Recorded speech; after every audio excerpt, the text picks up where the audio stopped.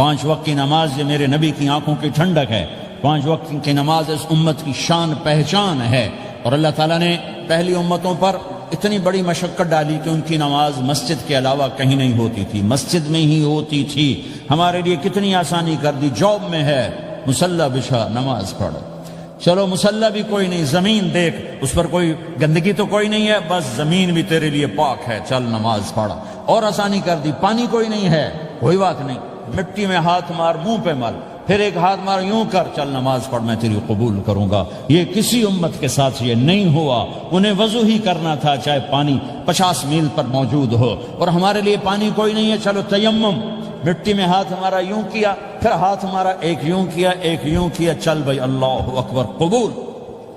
عمار بن یاسر رضی اللہ تعالیٰ عنہ سفر میں تھے، ان کو نہانے کی ضرورت ہو گئی، نائٹ فال ہو گیا، تو انہوں نے سوچا کہ ویسے تو آدمی کو وضو کی ضرورت ہوتی ہے تو خالی منہ پہ ہاتھ مارا اور یوں کونیوں تک، لیکن مجھے تو غسل کی ضرورت ہے، تو خالی اس سے تو کافی نہیں ہوگا۔ تو انہوں نے کپڑے اتارے، اکیلے تھے، ریت کے اوپر کبھی یوں لیٹے، کبھی یوں لیٹے، کبھی یوں لیٹے، 3-4 دفعہ یوں یوں اور یوں رول ہوتے ہوتے پھر انہوں نے نماز پڑھی۔ آئے اللہ کے نبی کی بارگاہ میں، یا رسول اللہ مجھے رات کو نہانے کی ضرورت پڑ گئی، تو میں نے کہا وضو کے لیے تو خالی یہ 2 دفعہ کرنا کافی ہے، تو یہ تو نہانا تھا، تو میں تو ریت میں خوب رول ہوتا رہا۔ میرے نبی نے انما یکفیک ضربتان، ارے سیدھے بندے عمار، اس کے لیے بھی اتنا ہی کافی تھا کہ تو یوں کرتا اور یوں کرتا اور تو پاک ہو جاتا۔ اللہ نے اس نبی کے طفیل، اس محبوب مصطفیٰ صلی اللہ علیہ وسلم کے طفیل، اللہ نے کیا کیا سہولتیں اور آسانیاں ہمیں عطا فرمائیں۔ پھر نماز 4 کی 2 رکعت کر دی کہ تم مسافر ہو 2 پڑھو، روزے میں سفر میں روزہ معاف کر دیا، بعد میں رکھ لینا، بعد میں رکھ لینا، قضا کرنے کا حکم، بالکل چھوڑنے کا نہیں۔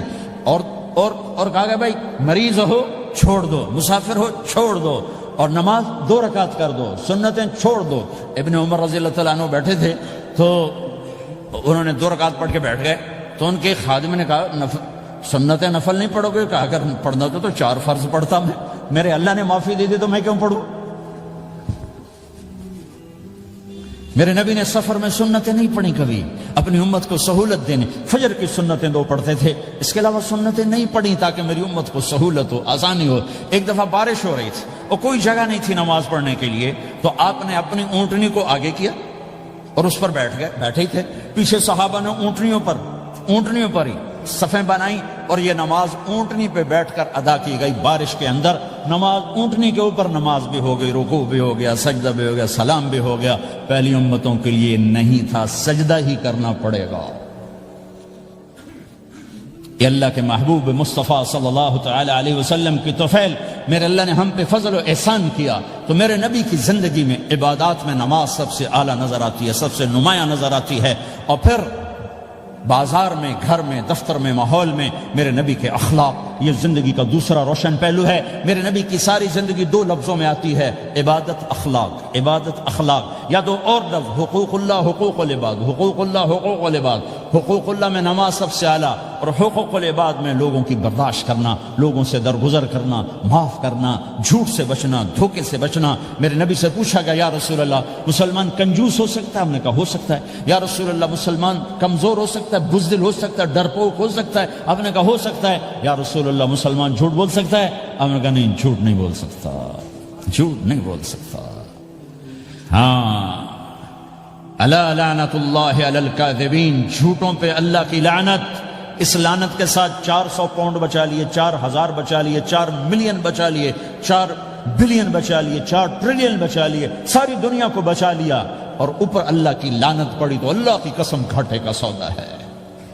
اور سچے ہو گئے، سچ بولا، یہ میں 100 پاؤنڈ کماتا ہوں، لے لو جو لینا ہے اس میں سے، یہ میں 1000 پاؤنڈ کماتا ہوں، لے لو جو لینا ہے، یہ میں 50,000 پاؤنڈ کماتا ہوں، لے لو جو لینا ہے، کہ مسلمان کی زبان سے جھوٹ نہیں نکلتا، سچ ہی بولتا ہے۔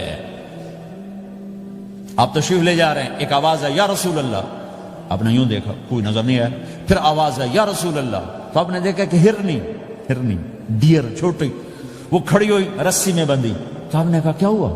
کہا جی آپ کا صحابی مجھے پکڑ کے لایا ہے، میرے چھوٹے چھوٹے بچے بھوک سے رو رہے ہوں گے، آپ مجھے چھوڑ دیں، میں بچوں کو دودھ پلا کے واپس آ جاتا، مجھے پتا ہے میرے اللہ کی تقدیر میرے بارے میں کیا ہے۔ تو آپ نے کہا اگر تو واپس نہ آئی تو پھر تو اس نے کہا مجھے اللہ جہنم میں ڈال دے. آپ نے اس کی رسی کھول دی, خود وہیں بیٹھ گئے. اس نے دوڑ لگائی اور پہاڑوں میں گم ہو گئی. تھوڑی دیر کے بعد وہ دوڑتی ہوئی آئی اور آ کے سر یا رسول اللہ میں حاضر ہو جاؤں. تو آپ نے اس کو باندھ کے وہیں آپ بیٹھ گئے نہیں. دیر کے بعد وہ صحابی آئے جنہوں نے اس کو شکار کیا تھا, پکڑا تھا. تو کہنے لگے, ان کا یا رسول اللہ آپ یہاں کیسے؟ کہ میں ایک درخواست لے کر آیا ہوں. کیا؟ کہ یہ ہرنی مجھے ہدیہ کر دو. کہ یا رسول اللہ سب کچھ آپ کا ہے, یعنی بس یہ ہدیہ کر دو. یا رسول اللہ حاضر. تو آپ نے اس کو لے کر رسی اس کی گردن سے نکالی کہ جا بچی اپنے بچوں کے پاس جا کے خوشی منا. سچ نجات دیتا ہے اور جھوٹ ہلاک کرتا ہے. ایک ہرنی جان کی بازی کھیل گئی سچ بولنے کے لیے. تم چند پونڈوں پہ جھوٹ بولتے ہو, ایمان کو برباد کر کے رکھ دیتے ہو. مسلمان جھوٹ نہیں بولتا, مسلمان دھوکہ نہیں دیتا, مسلمان کی زبان سے سخت بول نہیں نکلتا, کسی کو بے عزت نہیں کرتا, کسی کو کی بے کرامی نہیں کرتا, کسی کا دل نہیں توڑتا, کسی کو ذلیل نہیں کرتا. خود سہتا ہے, اوروں کو خوشیاں دیتا ہے, خود دکھ سہتا ہے, اوروں کو راحت دیتا ہے, خود تکلیف سہتا ہے. یہ میرے نبی کے اخلاق ہیں, یہ میرے نبی کی زندگی ہے, اور یہ اسلام کا سب سے بڑا چیپٹر ہے, وہ سب سے مشکل چیپٹر ہے. جب میرے نبی نے لمبی نمازیں پڑھی تو اللہ نے روک دیا کہ میرے حبیب ما انزلنا علیک القرآن لتشقى, اتنی لمبی نماز نہ پڑھ کے تو تھک جائے. میرے نبی نے تبلیغ میں زور دکھایا تو اللہ نے روک دیا, فلتذهب نفسك علیہم حسرات. میرے نبی اتنا غم نہ کر کے آپ خود ہی آہیں بھرتے بھرتے آپ مر جائیں. میرے نبی نے مال سارا خرچ کیا, اللہ نے اس سے بھی روک دیا. ولا تبسطها كل البسط فتقعد ملوما محسورا. اتنا خرچ نہ کریں کہ آپ خود پھر دکھی ہو کے بیٹھ جائیں. خرچ کرنا بہت بڑا عمل, تبلیغ سب سے سارے عملوں کا سردار عمل. تبلیغ سے بڑا کوئی کام ہوتا تو اللہ نبیوں کو دیتا. اگر تبلیغ سے بڑھ کر کوئی کام ہوتا تو اللہ نبیوں کو دیتا. گشت سے بڑھ کر کوئی محنت ہوتی تو اللہ نبیوں کو دیتا. 950 سال نوح علیہ السلام گشتی کر رہے ہیں, اور اللہ کی مان لو. اتنا عظیم عمل کا میرے نبی درمیانہ نماز سب سے بڑی عبادت, میرے نبی درمیانہ کام. لیکن جب میرے نبی نے اخلاق اچھے کیے, دشمن کو معاف کرنا. لیکن ایک آدمی آپ سوئے ہوئے تھے, آپ کی تلوار لٹکی تھی, ایک آدمی آیا, اس نے آپ کی تلوار اتاری اور یوں ماری پسلی میں. آپ اٹھ کے بیٹھ گئے. اب وہ قتل کے ارادے کے لیے آ چکا ہے اور تلوار یہاں ہے. کہتا من یمنعک منی, اب بول تمہیں کون بچائے گا؟ تو آپ نے مسکراتے ہوئے کہا اللہ. تو اس کے ہاتھ سے تلوار گر پڑی. تو آپ نے اٹھا لی, آپ نے یوں سیدھی کی, اب تو بچا, تجھے کون بچائے گا؟ وہ کہنے لگا مجھے تو ہی بچائے گا. وہ تو اللہ کو جانتا نہیں تھا. کہ بابا مجھے تو ہی بچائے گا. تو آپ کہتے ہیں اس کا سر اڑا دو, یہ نبی کو قتل کرنے آیا ہے. میرے نبی نے فرمایا کلمہ پڑھتے ہو؟ کہ نہیں پڑھتا. کہ جاؤ معاف کیا. یہ میرے نبی کے اخلاق ہیں. 20 سال جنہوں نے قتل کے منصوبے بنائے, مکہ والے. جب آپ مکہ میں فاتحانہ داخل ہوئے, ابو سفیان سب سے زیادہ آپ کو دکھ پہنچانے والوں میں پیش. تو آپ نے ابو سفیان کو عزت دی. جو ابو سفیان کے گھر میں داخل ہوگا اس کو کچھ نہیں کہا جائے گا. آپ تو ابو سفیان کو بلا کے سولی پہ لٹکاتے, اور آپ کہہ رہے ہیں جو ابو سفیان کے گھر میں جائے گا اسے کچھ نہیں کہا جائے گا, جو بیت اللہ میں ہوگا اسے کچھ نہیں کہا جائے گا. سارا مکہ سامنے, آپ یوں بیت اللہ کا دروازے پر یوں دونوں ہاتھ ایسے ٹکا کے کھڑے تھے. پھر آپ نے کہا میں کیا کروں گا اب تمہارے ساتھ؟ تو سہیل بن عمر نے کہا آپ کریم ہیں, کریم کے بیٹے ہیں. تو آپ نے کہا جاؤ میں نے معاف کیا. یہ اخلاق آج مٹ چکے ہیں. مردوں سے, عورتوں سے, علم والوں سے, خانقاہ والوں سے, تبلیغ والوں سے, سب زیرو ہوئے پڑے ہیں. جب تک یہ اخلاق زندہ نہیں ہوتے اسلامی زندگی قائم نہیں ہو سکتی, اسلامی معاشرت قائم نہیں ہو سکتی. اور دین 2 چیزوں سے آگے پھیلتا ہے, ایک دعوت اور ایک اخلاق. دعوت اور اخلاق. دعوت نہیں ہوگی تو اخلاق وہیں پڑے رہ جائیں. اخلاق نہیں ہوں گے تو دعوت کوئی قبول نہیں کرے. میرے نبی نے کتنے معجزے دکھائے مکے میں, نہیں کلمہ پڑھا. بدر میں ان کے 70 مارے گئے, فرشتوں کو دیکھا, جبریل کے گھوڑے کی آواز سنی, کلمہ نہیں پڑھا. خندق میں شکست ہوئی, کلمہ نہیں پڑھا. پانی نکلتے دیکھا, انگلیوں سے کلمہ نہیں پڑھا. ایک بکرے کا ایک بازو پکایا, ایک بازو بکرے کا, ایک اگلا جو بازو تھا, اور 40 آدمیوں نے کھانا کھایا اور ایک بوٹی کم نہیں ہوئی. کلمہ نہیں پڑھا. لیکن جب میرے نبی نے کہا جاؤ معاف کیا تو سارے ہی کلمہ پڑ گئے کہ واقعہ یہ اخلاق نبی کے ہو سکتے. حنین کی جنگ میں جب بھاگے لوگ، شکست ہوئی، تو ایک صحابی کا بھاگتے ہوئے پاؤں ہمارے نبی کا پاؤں پر آیا، اور جوتا سخت تھا، تو آپ نے کہا اوجعتنی، اور آپ کے ہاتھ میں چھڑی تھی، آپ نے اس کو یوں ماری تو اوجعتنی، ارے تو نے مجھے کتنا زیادہ درد پہنچایا، دکھ پہنچایا. وہ بیچارے پگھل کے رہ گئے اور پریشان ہو گئے، اور فرماتے ہیں سارا دن میں پریشان، ساری رات پریشان کہ اللہ کے نبی کو میں نے تکلیف پہنچائی، اب میرا کیا بنے گا. اگلا دن ہوا تو اعلان ہو رہا تھا بھائی جس کا پاؤں نبی کے پاؤں پہ آیا تھا اس کو اللہ کے نبی بلا رہے ہیں. تو صحابی کہنے لگے میں نے سمجھا بس اب میری تو دنیا بھی گئی اور آخرت بھی گئی، اب میرے اوپر کیس بنے گا اور مجھے ڈانٹ ڈپٹ بھی ہوگی، میرا کتنا بڑا گھاٹا نقصان ہوگا. یہ حاضر ہوئے ڈرتے ڈرتے. تو آپ نے فرمایا میرے بھائی کل میں نے تمہیں چھڑی ماری تھی، وہ مجھے معاف کر دینا، اور یہ 80 اونٹ تمہیں ہدیہ دیتا ہوں، 80 کیملز یعنی 80 پراڈو، 80 رینج روور کا یہ میری طرف سے تمہیں ہدیہ ہے. وہ حیران پریشان، یہ میرے نبی کے اخلاق ہیں، یہ میرے نبی کے اخلاق ہیں. کانٹے بچھانے والی نے 4 دن آنا چھوڑ دیا، بیمار ہو گئی تھی. تو ہم نے کیا بات ہے، وہ ہمارے راستے میں اب کانٹے کوئی نہیں ہیں. کہا جی وہ بیمار پڑی ہے جو کانٹے بچھاتے تھے. تو آپ اس کے گھر چلے گئے، ماں جی خیریت تو ہے، اب ٹھیک تو ہیں. کہا بیٹا مجھے کلمہ پڑھا دے، بس تیرے اخلاق نے مجھے فتح کر لیا ہے. میرے بھائیوں یہ چیپٹر بھول چکے ہیں، بھول چکے ہیں، بھول چکے ہیں.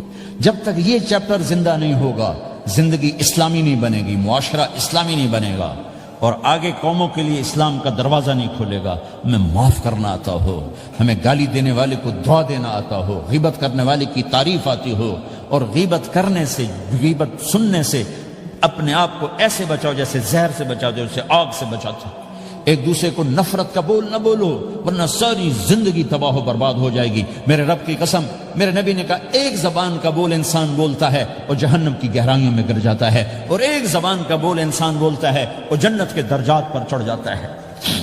یہ زبان بہت طاقتور چیز ہے. میں ہر بیان میں اس کو دہرا رہا ہوں کہ جتنا یہ عمل ختم ہو چکا ہے اتنا کوئی عمل بھی نہیں ختم ہوا ہے. اور ایک صحابی ہیں ابو دجانہ. کون ابو دجانہ؟ السابقون الاولون من المہاجرین والانصار، اس میں پہلی صف کے صحابہ. کون ابو دجانہ؟ جب آپ حج پر گئے تو اپنی جگہ مدینے کا امیر ابو دجانہ کو بنایا. ابو دجانہ حج میں شریک نہیں ہوئے کہ آپ نے اپنی جگہ ان کو اپنا نائب بنا کے وہاں کھڑا فرمایا ابو دجانہ میری جگہ پر مدینے کا امیر ہے. یہ وہ ابو دجانہ ہیں. کون ابو دجانہ؟ جو جنگ بدر سے لے کر آخری حج تک ہر سفر میں شریک ہیں، ہر سفر میں شریک ہیں. ان کی ایک بات میں بتانا چاہتا ہوں، پہلے تھوڑی سی ان کی ہسٹری بتانا چاہتا ہوں. کون ابو دجانہ؟ احد کی جنگ میں آپ نے تلوار اٹھائی، کہا اس تلوار کو کون لے گا؟ کئی صحابہ کھڑے ہو گئے. آپ نے کہا اس تلوار کا حق کون ادا کرے گا؟ سارے بیٹھ گئے. 3 آدمی کھڑے رہے، ایک زبیر بن عوام، ایک عمر بن خطاب، ایک ابو دجانہ. ان کا نام ہے سماک بن خرشنہ. سماک بن خرشنہ ان کا نام ابو دجانہ سے مشہور ہے. تو آپ نے تلوار نہ عمر کو دی، نہ زبیر کو دی، ابو دجانہ کو دی. تو عمر رضی اللہ عنہ نے تو محسوس نہیں کیا، حضرت زبیر نے محسوس کیا کہ اس کو کیوں دی، مجھے کیوں نہیں دی؟ میں مہاجرین میں سے ہوں، میں پھوپھی کا بیٹا ہوں، میں اس سے دلیری میں کم نہیں ہوں. بلکہ حضرت زبیر کی دلیری کی تو دھک تھی، جدھر سلوار چلتی تھی کاٹتی چلی جاتی تھی. کہنے کہ میں دیکھوں گا یہ کیا کرتا ہے. تو ابو دجانہ کے پیچھے پیچھے زبیر ہو لیے. تو ابو دجانہ نے جو حملہ کیا تو 3000 کا لشکر تھا، اس کو چیر کے پار نکل گیا، پورے لشکر کو کاٹ کے پار نکل گیا. اور آگے عورتیں کھڑی تھیں جو مکے کے لشکر کو تیار کر رہی تھیں. نحن بنات طارقی نمشی علی النمارقی مشی القتل بوارقی المسک فی المخالقی المسک فی المفارقی والدر فی المخالقی ان تقبلوا نعانقی وتدبروا نفارقی فراق غیر وامقی. یہ گانا گا رہی تھی اور ان کو تیار کر رہی تھیں. تو جب ابو دجانہ کی تلوار نظر آئی تو سب بھاگی. ہندا پکڑی گئی تو آپ نے یوں اپنی تلوار ہندا کے سر پر رکھی، انہوں نے چیخ ماری، تلوار ہٹا لی. تو زبیر پیچھے پیچھے کہ کیا کیا ہے؟ جنگ میں اگر کوئی عورت حصہ لے اسے مارنا جائز ہے، ویسے جائز نہیں ہے. عورت کو، بچے کو، بوڑھے کو ہاتھ لگانا جائز نہیں ہے. تو انہوں نے کہا تلوار کیوں نہیں چلائی؟ کہا میرے محبوب کی تلوار ہے، عورت کے خون سے رنگین کر کے اس کی شان نہیں گھٹانا چاہتا، یہ میرے نبی کی تلوار۔ پھر واپس ہوئے، پھر اٹیک کیا اور پھر مجمع کو چیر دیا۔ سامنے ایک آدمی آ رہا تھا ہاتھی کی طرح، اتنا لمبا موٹا تازہ، تو زبیر کہنے لگے میرے جی میں آیا کبھی اس کی ٹکر ہونا پھر میں دیکھوں ابو دجانہ کیا چیز ہے۔ تو اللہ کا کرنا ایسا ہوا، ابو دجانہ دونوں آمنے سامنے ہو گئے۔ تو وہ ایسے شاہ سوار تھے کہ دونوں طرف کے لشکر ذرا تھم گئے اور وہ دونوں بھڑ گئے۔ ابو دجانہ کے اپنے جوہر، اس پہلوان کے اپنے جوہر، غبار اٹھا، مٹی اٹھی، اور اس کی اپنی طاقت، ان کی اپنی طاقت، انہوں نے ابو دجانہ کو اس نے زخمی کر دیا۔ ابو دجانہ نے جو جوش میں آ کے ماری تلوار، اس کو لگی یہاں، تو اتنی طاقت سے لگی کہ اس کے نیچے اتر کر دو ٹکڑوں میں تقسیم کر دیا۔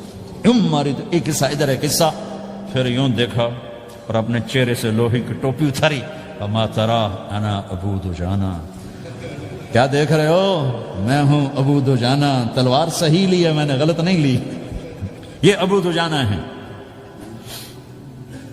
اور جب شکست ہو گئی احد کی جنگ میں، اور پھر 10-12 آدمی نے آپ کو گھیرے میں لیا ہوا تھا، ان میں ایک ابو بکر تھے، عمر تھے، علی تھے، طلحہ تھے، زبیر تھے، سعد بن ابی وقاص تھے، اور سہل بن حنیف تھے، عبادہ قتادہ بن نعمان تھے، اور ابو دجانہ تھے رضی اللہ تعالی عنہم۔ ان میں سے ایک ابو دجانہ بھی تھے، اور یمامہ کی جنگ میں ابو دجانہ شہید ہوئے، یمامہ کی جنگ میں شہید ہوئے۔ یہ ابو دجانہ کی تھوڑی سی سیرت آپ کے سامنے آئی ہے۔ اس کے بعد اب آپ ان کے قول کو سنو تاکہ اس کا وزن آپ کے سامنے آئے۔ یہ بدر کے شریک ہیں، اللہ کے نبی نے کہا بدر کا صحابی جو مرضی کرے بخشا گیا۔ یہ صلح حدیبیہ کے شریک ہیں، اللہ نے قرآن میں کہا لقد رضی اللہ، میں ان سے راضی ہو گیا۔ یہ صحابی ہیں، اللہ نے کہا کلا وعد اللہ الحسنی، اے میرا نبی تیرے ہر صحابی کے لیے جنت کا وعدہ ہے۔ اور اب یہ کیا کہتے ہیں؟ یہ کیا کہتے ہیں لوگو؟ ان ارجع عملی عند، لوگو میرے پاس، ابو دجانہ میرے پاس بخشش کا سب سے بڑا عمل جانتے ہو کیا ہے؟ بدر نہیں، احد نہیں، حدیبیہ نہیں، خندق نہیں، خیبر نہیں، فتح مکہ نہیں، آخری حج نہیں۔ کیا ہے؟ کیا ہے لوگو؟ ان ارجع عملی عندی، میرے پاس آخرت میں بخشش کا سب سے بڑا عمل بس ایک ہے کہ ما آذیت احدا بلسانی، میں نے اپنی زبان سے کبھی کسی کو دکھ نہیں پہنچایا۔ ولا اجد فی قلبی غلا لاحد، اور میرے دل میں کسی کے لیے بغض کوئی نہیں ہے، بس یہ میری بخشش کا عمل ہے۔ تو بھائیو، نبی کے اخلاق میں دو چیزیں لے لو، ایک زبان سے کسی کو دکھ نہ دو، ایک دل میں کسی کا بغض نہ رکھو۔ اللہ کی قسم بغیر حساب کتاب کے جنت میں جاؤ گے۔ بڑے بڑے جنید بغدادی اور بڑے بڑے معرفت والے تمہیں دیکھتے رہ جائیں گے، تمہاری رفتار اتنی تیز ہوگی کہ تمہیں وہی پکڑ سکے گا جس کا یہ دو عمل تم سے زیادہ اچھا ہوگا۔ جس روڈ پہ رش ہوتا آپ وہاں سے گاڑی ہٹا لیتے ہو، ادھر نہیں ادھر رش ہے، وہ سائن وغیرہ آپ کو آ جاتے ہیں کہ ادھر بلاک ہے، ادھر نہیں جانا، ادھر جانا ہے۔ تو جہاں روڈ پہ رش ہوتا ہے تو قیمتی سے قیمتی گاڑی کی رفتار بھی آہستہ ہو جاتی ہے، اور جہاں روڈ خالی ہوتا ہے تو پرانی گاڑی بھی بھاگے جا رہی ہوتی۔ ہمارے یہاں پرانی گاڑی ہوتی ہے نا، پرانی بسوں کے پیچھے لکھا ہوتا ہے نہ انجن کی خوبی نہ ڈرائیور کا کمال، خدا کے سہارے چلی جا رہی ہے۔ اور جس کے پاس ایسی گاڑی ہو، نہ انجن کی خوبی نہ ڈرائیور کا کمال، تو اگر اس کو روڈ خالی مل جائے تو وہ تو مرسیڈیز والے سے پہلے پہنچے گا، رینج روور والے سے پہلے پہنچے گا، بینٹلی والے سے پہلے پہنچے گا، روز رائز والے سے پہلے پہنچے گا، جو وہ تو پھنسی کھڑی اور اس کا روڈ ہی خالی ہے۔ تو میرے بھائیو، یہ میں ایک مثال دیتا ہوں، عبادات کی روڈ پہ بہت رش ہے، نمازی بے شمار ہیں، روزے دار بے شمار ہیں، عمرے والے بے شمار ہیں، حج والے بے شمار ہیں، اور تہجد گزار بے شمار ہیں، علماء بے شمار ہیں، حافظ بے شمار ہیں، ذکر والے بے شمار ہیں، بہت رش ہے، تبلیغ والے بے شمار ہیں، لیکن جو اخلاق والا روڈ ہے نا، یہ خالی پڑا ہے۔ اس پہ موٹر زوکی پہ چڑھ کے آ جاؤ تو سب سے آگے نکل جاؤ، سائیکل پہ چڑھ کے آ جاؤ تو سب سے آگے نکل جاؤ، کہ روڈ ہی خالی ہے، اخلاق کا روڈ خالی ہے۔